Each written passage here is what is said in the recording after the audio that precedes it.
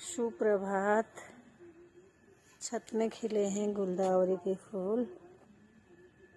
ये देखिए छत की शोभा बढ़ा रखी इन लोगों ने मेरी, बहुत सुंदर।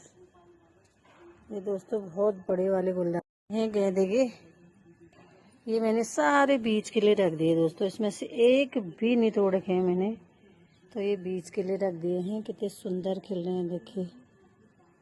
ये सबसे टिकाऊ वाला फूल है। ये हो गया।